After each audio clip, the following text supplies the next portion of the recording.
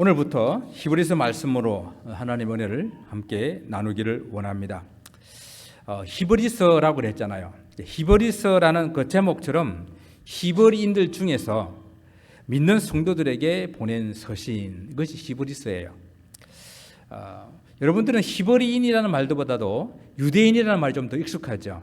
유대인. 그러면 사실 다 같은 사람들을 말하는 것이거든요. 근데 유대인 하게 되게 되면은 야곱의 12아들 중에서 이제 유다, 그러니까 유다의 이름을 따가지고 이 이스라엘이 남유다와 북이스라엘이 이렇게 나눠지게 될 때에 남유다는 대부분 유다 지파의 땅 영역 안에 있습니다. 유다 지파가 가장 크고 다른 한 지파는 아주 적었기 때문에 유다 지파가 주축을 이루어서 그 남유다를 가리켜서 유다라고 불렀고, 북이스라엘의 멸망한 후에 유대인들을 유다 지파로 이렇게 부르면서 그렇게 부르게 되었죠. 그런데 이제 히브리인이라고 하는 이 말은 조금 더 그 역사를 거슬러 올라갑니다. 아브라함 시대까지 올라가는 거예요. 여러분, 하나님께서 갈대와 우르에 살고 있는 아브라함을 불러내 가지고 가나안 땅으로 인도하셨잖아요. 그래서 가나안 땅에 정말 정처 없이 어디로 가야 할 바를 알지 못하고 하나님의 말씀에 순종하여 가족들을 이끌고 가나안 땅에 들어왔습니다.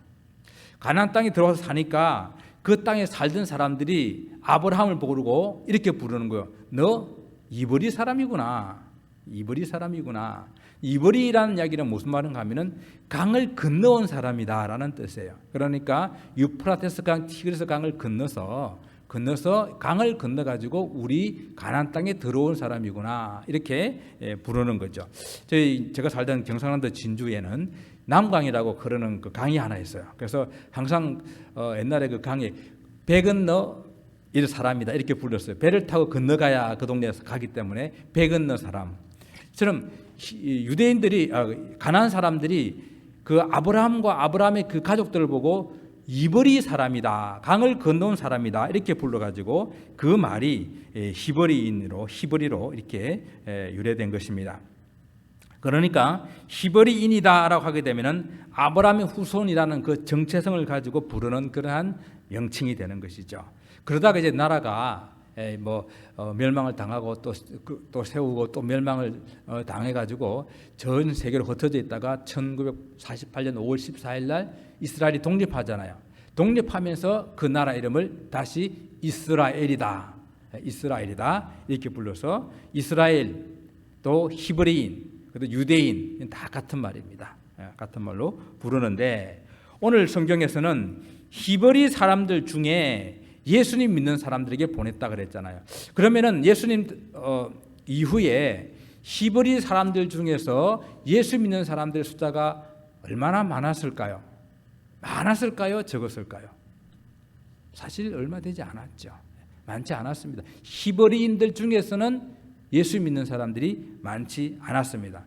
그래서 히브리 사람으로 예수님을 믿는 그런 크리스천이 된다라고 하는 것은 많은 어려움들이 있었어요. 사람들로부터 핍박도 받았고요. 그리고 그들의 공동체에서부터 따돌림을 받았고요. 그래서 그들이 일할 수 있는 기회도 잘 얻지 못해가지고 경제적으로 많은 어려움들을 겪는 그런 삶을 살았습니다. 그래서 이 히브리인 중에 예수 믿는 사람들이 힘들다, 그냥 포기해 버릴까? 우리 조상들이 믿던 유대교로 그냥 돌아가 버릴까?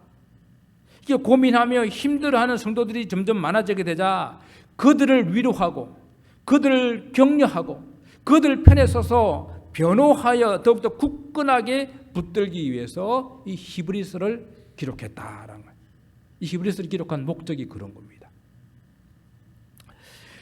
그러니까 예수님을 믿는 것이 최고의 선택이라는 것을 그들이 알 수 있도록 이렇게 변호하고 있는 내용이 히브리서다라고 이렇게 이해하시면 돼요. 예수님을 믿는 것이 최고의 선택. 요즘에 변호사에 대한 그런 드라마가 많잖아요. 여러분 보셨어요? 이상한 변호사 우영우 이렇게 보셨습니까? 예. 사람들은 정말 자기들의 어려운 그 송사한 문제가 있으면 유능한 변호사를 구해서 고용해가지고 그 재판에서 이기기를 원합니다. 유용한 아주 변호를 잘하는 사람을 이렇게 성률이 높은 그런 사람들을 찾는 것이죠. 오늘 바로 그런 의미에서 오늘 이 히브리스를 읽게 되게 되면은 그들은 정말 최고의 변호사를 만날 수 있게 되는 거예요. 그럼 이렇게 훌륭한 변호를 하는 이 히브리스를 누가 기록했을까요? 누가 기록한 것 같습니까? 제가 쓴 거는 아닌 게 틀림없습니다. 제가 안 썼어요. 제가 히브리스를 쓴 거는 아닙니다.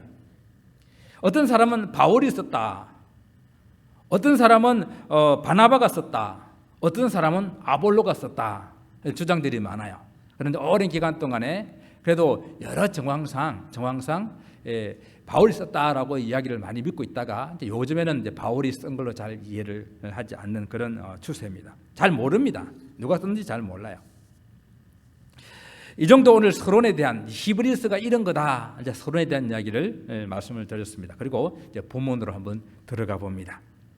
히브리서 전체 중에서 오늘 읽었던 1절에서부터 3절까지가 히브리서 전체의 아주 요약이에요. 아주 개요 중에서도 가장 요약에 대한 말씀이니까 또 핵심되는 내용이니까 오늘 말씀 잘 들으면은 히브리서를 잘 이해할 수가 있습니다. 세상 만물의 시작은 하나님의 말씀에서부터 시작합니다. 태초에 하나님께서 빛이 있으라라는 이 말씀으로 이 땅이 온 세계가 시작했잖아요. 그리고 하나님께서는 계속해서 이 땅 가운데에 말씀하십니다.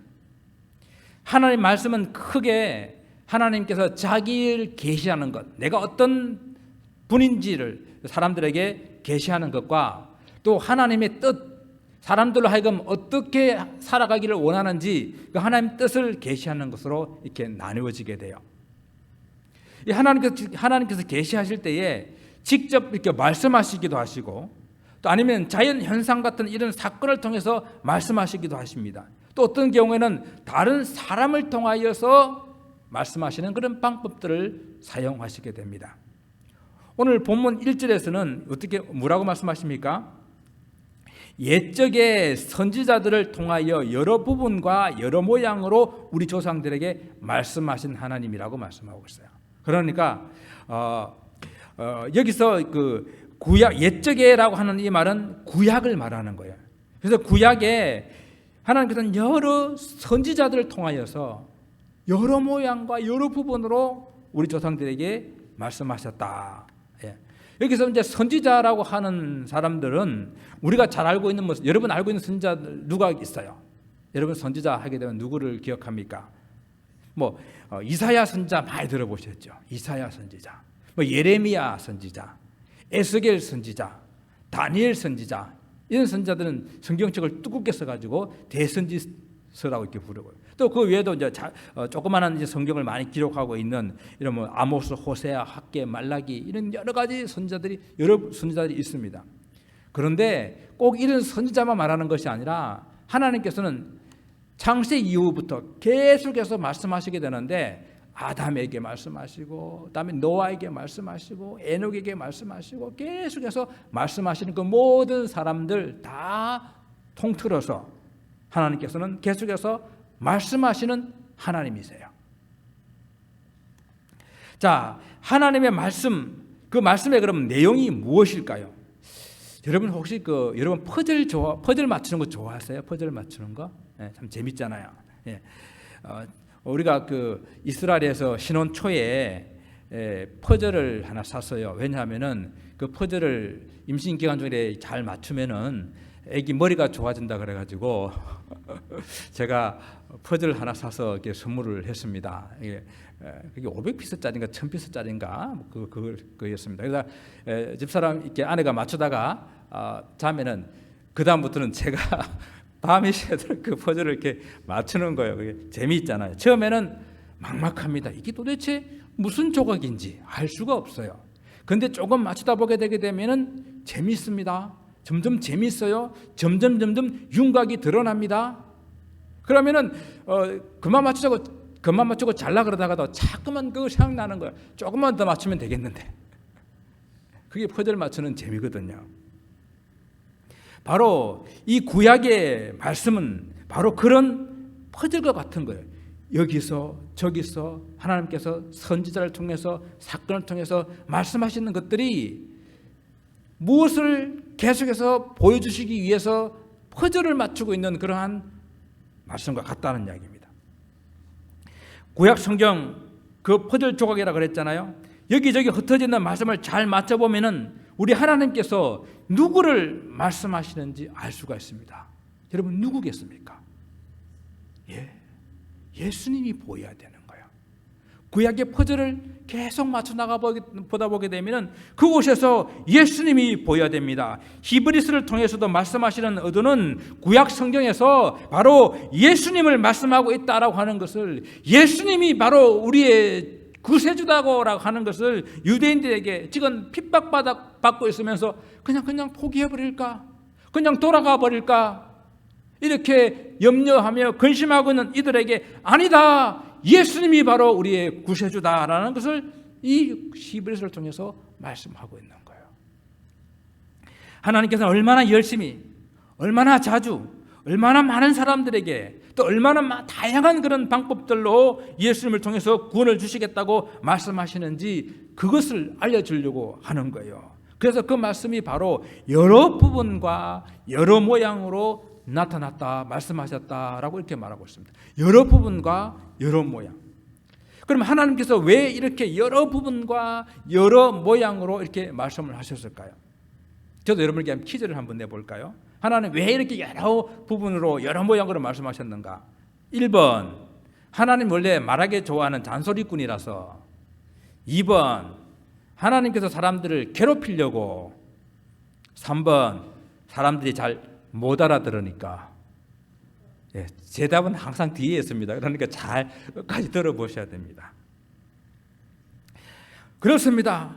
계속해서 말씀을 하시는데도 못 알아듣는 거예요. 아니, 알아듣고도 실천을 하지 않는 거예요. 그래서 이사야 선지자가 뭐라고 그랬습니까? 우리의 전한 것을 누가 믿었느냐? 우리는 다 양 같아서 그릇 행하여 각기 제 길로 갔다라고. 그렇게 이사야 53장 1절과 6절에서 말씀을 하고 있습니다. 또한 스가랴 선지자도 동일하게 말합니다. 그들이 듣기를 싫어하여 등을 돌리며 듣지 않으려고 귀를 막으며 그 마음을 금광석같이 하여 율법과 만군의 여호와가 그의 영으로 옛 선지자를 통하여 전한 말을 듣지 아니하므로. 듣지 않았다는 거예요. 안 들으려고 그러는 거예요. 등을 돌리고 귀를 막았다는 거예요. 그래서 우리 하나님께서는 계속해서 여러 부분과 여러 모양으로 계속 말씀을 하실 수밖에 없습니다. 사랑하는 성도 여러분, 하나님께서는 지금도 말씀하십니다. 여러 부분과 여러 모양으로 여러분에게 말씀하세요. 우리가 마음을 열고 귀를 열고 그 주님의 음성을 들어야 되는 것입니다. 우리 말씀을 듣는다고 하는 것은요, 단순히 귀로 듣는 것만을 의미하지 않고 듣고 어떻게 해요? 그 말씀대로 행하는 때에 잘 듣는다라고 이렇게 말하고 있잖아요. 여러분 자녀들이 저 아이는 내 말을 참 잘 들어 하면 무슨 뜻입니까? 듣고 행할 때에 잘 듣는다는 그런 의미로 여러분 이해하지 않습니까?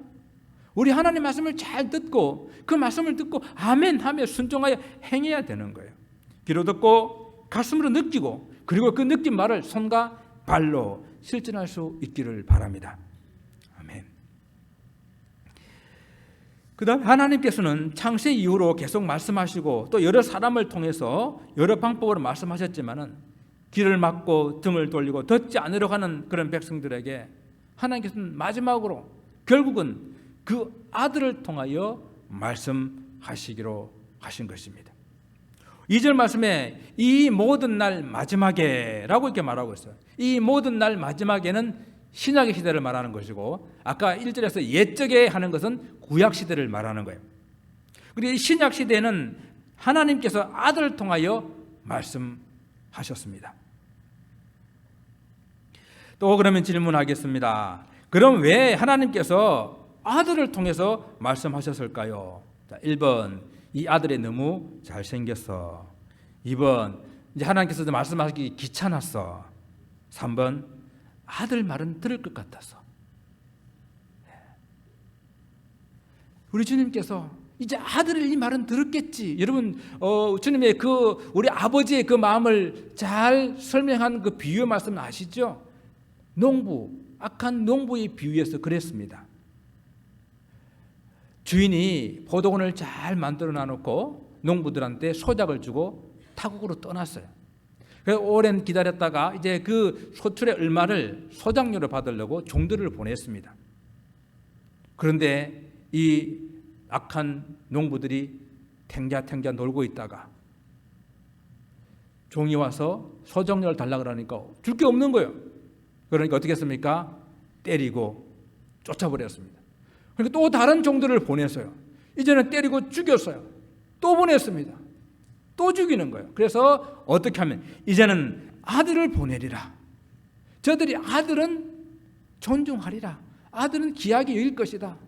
그렇게 해서 아들을 보냈다는 이야기예요. 그것이 우리 하나님의 마음이거든요. 근데 그들이 아들을 공경했습니까? 물론 구약시대에도 우리 하나님께서는 아들로 말씀하셨어요. 요한복음에서 이를 잘 설명해 주고 있는데요. 요한복음 1장에 보면 태초에 말씀이 계시니라. 이 말씀이 하나님과 함께 계셨으니 이 말씀은 곧 하나님이시라. 여기서 나오는 이 말씀은 로고스죠. 로고스는 곧 우리 예수님을 말합니다. 그러니까 예수님은 태초부터 말씀으로 존재하셨어요. 하나님께서 빛이 있어라 하는 그 말씀으로 존재하셔서 빛이 있게 하신 분이세요. 또한 구약 성경에 보게 되게 되면은 하나님께서 사람의 모양으로 자주 나타나셔서 그 일들을 하나님 말씀을 전하시고 또 한 사역들을 하시게 될 때에 그때의 성경은 여호와의 사자다 이렇게 표현하고 있어요. 그게 바로 다 우리 예수님, 인간의 육신을 입고 오실 바로 그 예수님을 말씀하시는 그런 성경 구절들입니다. 그러니까 구약에도 우리 예수님은 말씀하셨어요. 그런데 신약은 하나님께서 신약 시대 때는 아들을 통해서 직접 그 아들을 이 땅에 보내셔가지고 고통받고 정말 고통 때문에 이제 믿음이 흔들리고 있는 이 초대교회 히브리인 기독교인들, 유대인 기독교인들 그들에게 오늘 말씀하시기를 원하시는 거예요. 2절과 3절을 보게 되게 되면 오늘 왜 이 아들을 보내는 것이 이 고통받는 이들에게 왜 그렇게 중요한가? 왜 그렇게 그 아들을 보내게 될 때 이들이 정말로 이렇게 믿음에서 흔들리면서 그들이 다시 회복될 수 있을까? 우리가 아들이 어떤 분인지를 잘 설명해 주고 있습니다. 그 아들은 오늘 첫 번째 만유의 상속자라고 부르고 있습니다. 여러분 외아들이거나 외아들을 가지신 분 계십니까? 그 외아들에게 모든 것을 다 아버지의 것을 상속합니다. 바로 우리 독생자 예수 그리스도께서 하나님 아버지의 모든 것을 다 상속받았기 때문에 우리 예수님은 만유의 주인이세요. 만물의 주인이십니다. 그분이 모든 것들을 다 다스리고 통치하십니다. 그래서 주님께서 오셔서 이 땅에 사역하실 때에 그분은 주인이시기 때문에 바다의 풍랑도 바람도 잔잔하게 만들었습니다. 사람들은 말합니다. 저건 위기에 바다도 순종하는 거. 모든 만물의 주인이기 때문에 그렇습니다. 귀신들도 예수님의 말씀에 순종할 수밖에 없었습니다.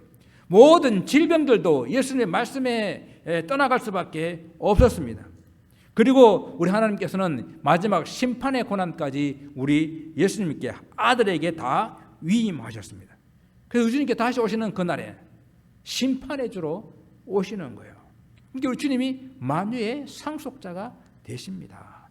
그리고 또한 두 번째 우리 주님은 만물의 창조주가 되십니다.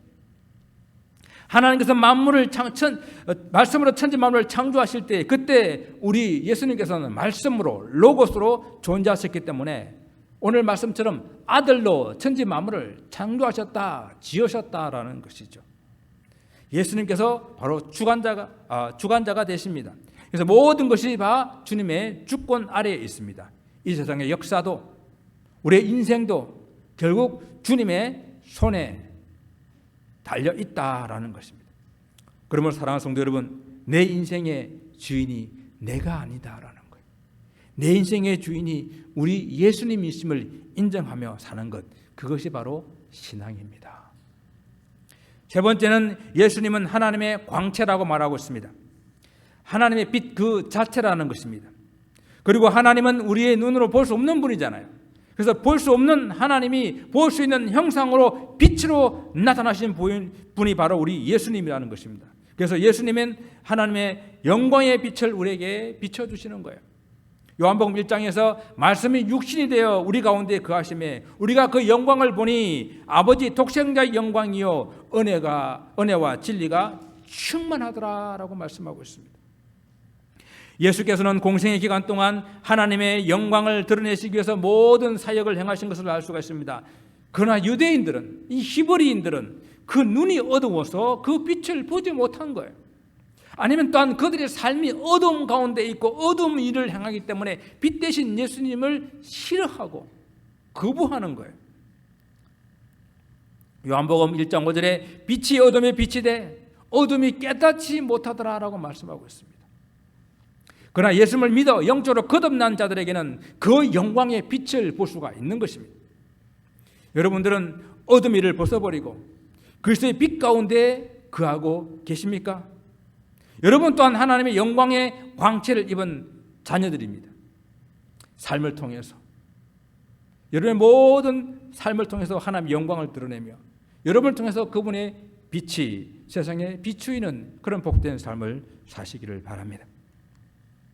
네 번째는 우리 예수님은 본체의 형상이라고 했습니다. 본체는 하나님을 말합니다. 이미 앞에서 말씀하신 것처럼 보일 수 없는 하나님을 볼 수 있는 사람의 모양, 사람의 형체를 가지고 이 땅에 오셔서 우리 예수님은 하나님의 형상이에요. 본체의 형상을 그대로 가지고 오신 분입니다. 그래서 빌립보서에는 예수님은 본래 하나님이시지만은 자신을 낮추사 사람의 모양으로 사람의 형상을 입었다라고 이렇게 말씀하고 있습니다.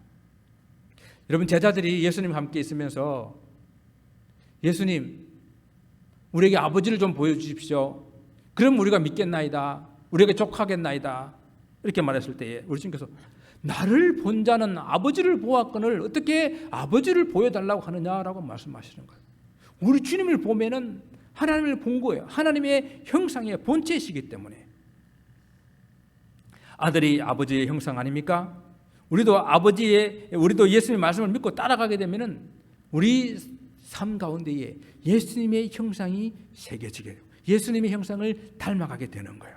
그래서 우리는 또 하나의 작은 예수의 삶을 이 세상을 살아가는 것입니다. 다섯 번째는 바로 우리 예수님은 우리 모든 죄를 정결케 하시기 위해서 이 땅에 오신 분이십니다. 하나님 아버지의 모든 권세와 능력을 가지신 예수께서 하나님 아버지 일을 위해서 이 땅에 오셨는데 그 사역은 늘 아버지의 뜻을 이루는 것이었습니다.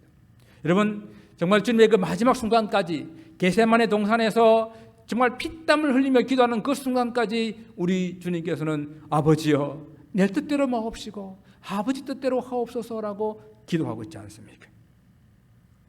그래서 우리 주님께서는 정말 이 마지막 주님의 아버지의 뜻을 이루기 위한 삶은 죄로 인해서 죽을 수밖에 없는 우리 모든 인생들을 대신해서 죄를 지심으로 우리 인생들을 죄를 정결케 하는 깨끗게 하는 이 주된 사역을 이루셨습니다. 유대인들은 이렇게 생각했었어요. 사람이 죄를 용서받을 수 있는 깨끗하게 될 수 있는 길은 제사를 드리는 길이다. 동물의 피를 들여서 자기가 용서함을 받는 것이다 라고 그렇게 생각하고 제사를 드리고 또 제사를 드리고 소도 잡고 양도 잡고 이렇게 잡아 제사를 드렸습니다. 그러나 그 제사로는 부족한 거예요. 제사 드리는 사람도 여전히 부족한 사람들이에요. 그 제사의 제물로서는 그 사람의 죄를 다 씻을 수가 없는 것입니다. 그래서 우리 주님께서는 유월절이라는 절기를 택하셔서 유월절에 드리는 그 대속물인 어린 양의 모습으로 십자가 위에서 돌아가신 것입니다. 주님의 죽으심은 바로 모든 사람들의 죄를 대속하신 대속의 죽음이라는 것입니다. 그래서 죄가 없으신 우리 하나님께서 직접 사람들의 죄를 짊어지고 십자가에 못 박히신 그 사건이 바로 우리 예수님의 십자가 사건입니다. 그래서 그 십자가에서 우리 모든 죄의 값을 다 지불하셨어요. 페이 오프 하셨다고요. 그래서 주님께서는 그 위에서 다 이루었다. 다 이루었다라고 말씀하시는 것입니다. 그리고는 십자가 위에 모든 죄값을 다 지불하시고 돌아가신 주님께서는 보통 사람처럼 무덤에 장사되었지만 그러나 죄로 인하여 죽은 이 땅의 모든 인생과 같이 그렇게 죽음으로 끝나는 것이 아니라 주님은 다시 사망 권세를 이기시고 죽음에서 부활하셨습니다. 주님의 부활은 부활하시고 난 이후에 그냥 이 땅에 영원히 사는 것이 아니라 그 주님의 부활은 다시 하늘을 성천하시는 그 성천을 통해 가지고 주님의 부활의 참된 의미를 우리에게 주십니다. 우리 부활을 이렇게 고백하는 것은 부활절만 주님 부활하셨습니다라고 말하는 것이 아니라 우리의 매 주일 예배 때마다 주님의 부활이 찬양되어져야 돼요. 왜? 이 주일은 주님께서 부활하신 그 날을 기념해서 예배 드리는 거거든요. 주님께서 부활하시면 우리와 함께 이 땅에 영원히 살기 위함이 아니라 하늘을 성천하셔서 그리고 그곳에서 3절 말씀 보게 되면 높은 곳에 계신 지극히 크신 이의 우편에 앉으셨느니라. 하나님 보좌 우편에 앉으셨다라는 이야기입니다. 승천하신 예수께서 하나님 우편에 앉으신 것을 본 사람이 있습니다. 서 계신 분을 본 사람이 누굽니까? 스데반 집사님 아시죠?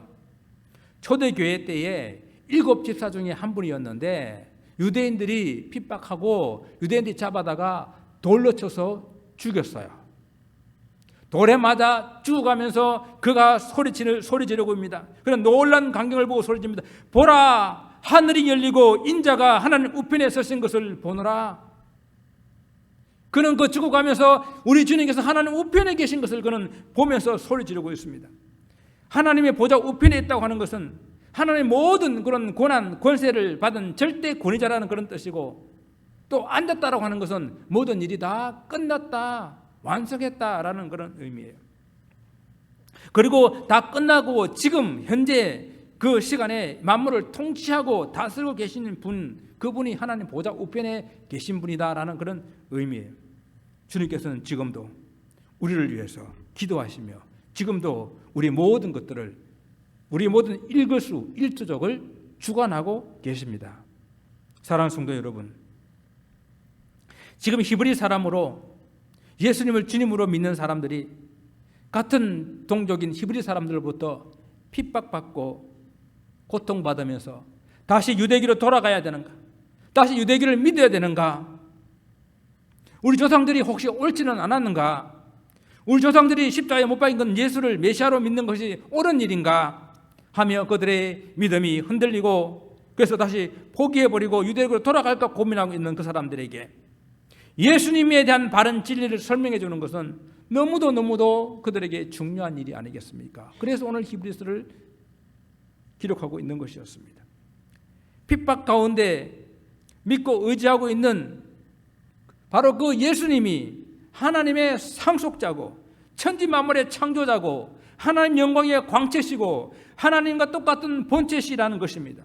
바로 그분이 나의 죄를 위해서 십자가를 지시고 돌아가시며 내 죄값을 다 지불하셨고 지금은 하늘로 성천하셔서 하나님 보좌 우편에 앉으셔서 만물을 주관하고 다스린다고 하는 것을 그들에게 충분하게 변호하며 설명해 줬을 때에 얼마나 용기를 내며 얼마나 그들의 믿음이 다시 충만해지며 그들이 얼마나 큰 소망으로 그 어려운 시간들을 살아낼 수 있었겠습니까? 이런 주님의 위로와 소망이 어찌 그들 뿐이었겠습니까? 그분은 지금도 다스리며 지금도 우리를 주관하고 계시기에 오늘을 사는 우리 모든 다른 성도 여러분들도 모든 그런 문제들, 모든 그런 어려움들, 모든 그런 형편들을 다 주님의 손에 맡길 수 있기를 원합니다. 그분이 나의 주인이시며 나의 문제의 해결자시며 그분으로 인해서 내가 다시 용기와 소망을 얻을 수가 있기 때문입니다. 그런데 여러분 마지막으로 기억해야 될 것이 있습니다. 하나님께서 그 아들 예수 그리스도를 통해서 말씀하신 것은 이 모든 날 마지막 때라고 말씀하고 있어요. 그래서 예수님을 통해 주신 이 말씀은 우리 하나님의 최종적인 말씀이에요. 구약시대 여러 부분과 여러 모양으로 말씀하시는 것을 이제는 예수 그리스도 한 분을 통해서 말씀하시고 그 한 분 말씀으로 이 땅에 있는 모든 인생들에게 최후 통첩의 말씀을 주셨다라는 것입니다. 예수께서 그래서 최후의 변론자이십니다. 그래서 사도들이 그 예수님의 말씀을 전하고 목숨을 내놓고 예수님을 전한 것입니다. 그래서 그들이 예수님의 사역을 세상 가운데 전한 거예요. 예수님 역사를 세상 가운데 전한 것입니다. 바로 예수님이 하나님의 최종 선언이요, 예수님이 하나님의 최후의 통첩이요, 예수님이 하나님의 최후의 뜻이다. 예수님 외에는 구원 얻을 만한 다른 이름이 없다라는 것을 세상 가운데 선포한 것입니다.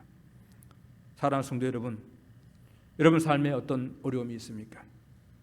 여러분 신앙에 혹 어떤 흔들림들이 있습니까? 하나님께서 보내주신 유일한 답, 예수 그리스도 앞으로 나오시기를 바랍니다.